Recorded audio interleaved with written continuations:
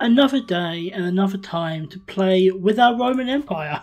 Emperor Dweegington has been a pretty successful emperor, and we have a pretty impressive empire so far, but of course our goal has always been to expand to become the Roman Empire in size and territory.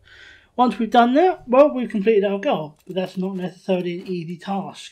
With three main rivals, Britannia, the Holy Roman Empire and the Byzantine Empire, it's not going to be easy, but it's worth a go. Last time our plans were to have a de jure war against the Holy Roman Empire, ceding all the territories we have a right to, which are several. After a bit of upkeep, it's time to begin the war. How convenient we have land right in the middle so we can spawn our troops there. We summon every single ally and it becomes a long and bloody slog, and we do make some good progress with our allies, but it was not meant to be. After we lost against their armies, I knew we had little to no chance. Refusing to accept the consequences of my mistake, I of course reloaded. I'm still intending to go after them, we still outnumber them, but this time I think I'm going to be smarter. I position our rally point close to the capital and I do what I can to upgrade our forces.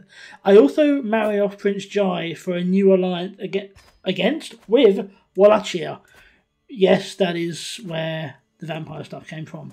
Raising all the money I can, and then we go to war, summoning all our allies yet again. And honestly, this time it goes really, really well. We even get up to 83% in our favour, so close to victory. It just seems like we might be able to get it this time. It seemed impossible we could fail. Right up until the point we get murdered. I'm not kidding. Emperor Dweegington gets very brutally murdered. The shrine passes to Emperor Jai, only 7 years old, and it seems like we'll still be able to win anyway. And then I see the major problem. A disillusioned faction, 833% of the power it needs to rise up against us. An active war, Dweegington just not being super popular, and Jai only being 7 combined. It's too much. I didn't want to reload, I didn't want to abandon the war against the Holy Roman Empire, but look at that attempt against me. If that won, and it would, the Empire would disband, and I'd literally be back at the start of the game. I refuse to do that.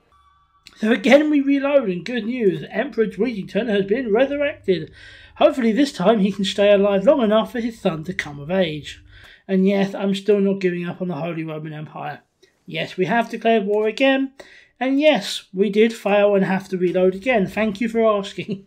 The problem with these kinds of wars is that while we might be technically more powerful, it's still very risky embarking upon a war that will take just that long. So instead of war against the Holy Roman Empire, let's do one that we can actually handle, specifically carving up Lyon.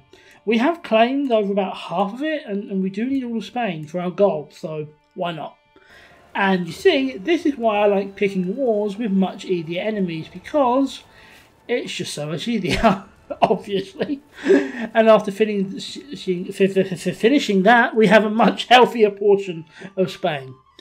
At this point, it feels like the best thing for us to do is to really focus on smaller targets, until I notice that England is up for grabs. Yeah, really. We have a claimant for the title of Queen of England, and that, well, that's just too good to refuse, really, isn't it? We own a tiny piece of England, and now feels like a good time to take the rest. Some potentially rebellious lords are put down, and then we are to war. The first thing I do to guarantee victory is to marry my daughter off to the Holy Roman Empire. Hey, if you can't beat them, befriend them. Our troops are all rallying in northern England, while our allies all travel over from the continent. The British forces, meanwhile, travel south to fight our French holdings, leaving England to our mercy, and we do attack. City after city falls, heading from as far north as Edinburgh to as far south as Leicester. Sorry, Leicester friends. With as much of our country secured as we need, we go to France and get excommunicated. Okay, that's something we can worry about later. More importantly, we beat the British forces, and there we are. We now have England. That's not too shabby if I do say so myself. Of course, it can never be simple because it looks like we might lose control of Spain at the same time. I wish I was kidding.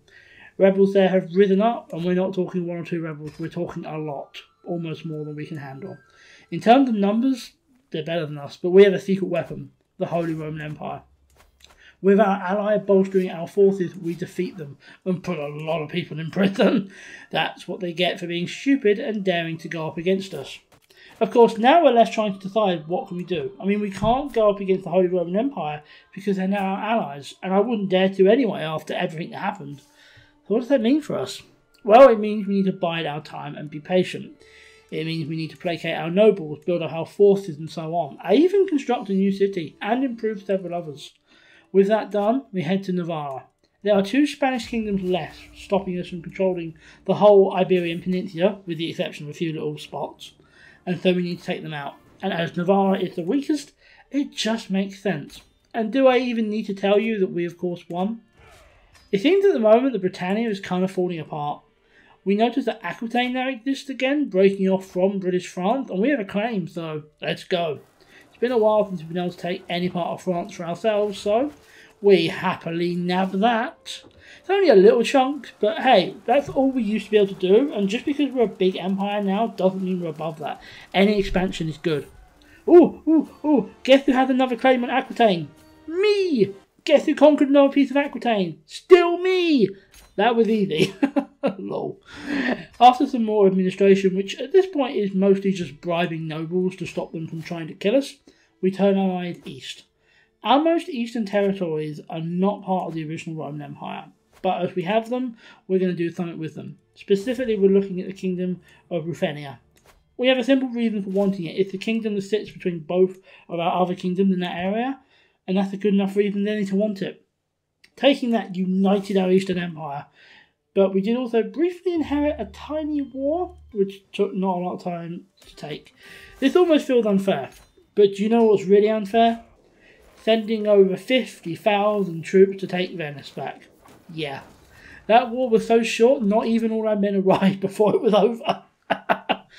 Round 2 against Britannia? Yup. This time for Wales. Why? Well, we wanted, and well, it didn't happen because King Dweegington drowned. That's the second time that man has died, and it was not down to natural causes, for fuck's sake. He can't catch a break.